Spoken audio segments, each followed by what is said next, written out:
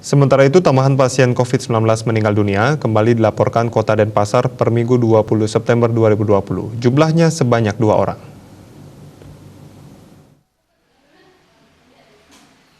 Menurut juru bicara gugus tugas percepatan penanganan COVID-19 Denpasar, Idewa Gederai, pasien meninggal pertama diketahui berjenis kelamin perempuan berusia 69 tahun. Domisilinya di Desa Sanurkau. Pasien dinyatakan meninggal dunia pada 18 September 2020 dengan status positif COVID-19.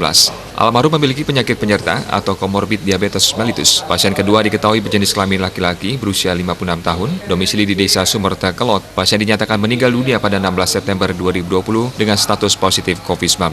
Penyakit bawaan atau komorbid hipertensi. Angka kesembuhan harian COVID-19 di Kota Denpasar kembali mengalami peningkatan pada Minggu 20 September 2020. Tercatat sebanyak 33 pasien dinyatakan sembuh. Di hari yang sama, kasus positif tercatat bertambah sebanyak 20 orang yang tersebar di 11 wilayah desa kelurahan. Dewa Rai merinci bahwa 11 desa kelurahan Desa Pemucutan Kelot, Desa Daupri Kelot, dan Desa Kesiman Petilan mencatatkan penambahan kasus positif tertinggi dengan masing-masing sebanyak 3 orang positif. Disusul Desa Padang Sambian Kelot, Kelurahan Ubung, dan Desa Ubung Kaja mencatatkan penambahan kasus positif masing-masing sebanyak 2 orang. Sementara itu, Kelurahan Pegoyangan, Kelurahan Penati, Kelurahan Renon, Desa Sanurkau, dan Desa Sumerta Kelot mencatatkan penambahan kasus positif masing-masing 1 orang. Sebanyak 32 desa kelurahan tidak mencatatkan penambahan kasus positif baru. Semua pihak diajak lebih waspada dan disiplin menerapkan protokol kesehatan, termasuk dalam lingkup rumah tangga dan lingkungan sekitar rumah. Mengingat 2 klaster, yakni klaster keluarga dan perjalanan dalam daerah, masih mendominasi. Di samping itu juga ada klaster upacara keagamaan dan klaster perkantoran. Secara kumulatif, kasus positif tercatat sebanyak 2.167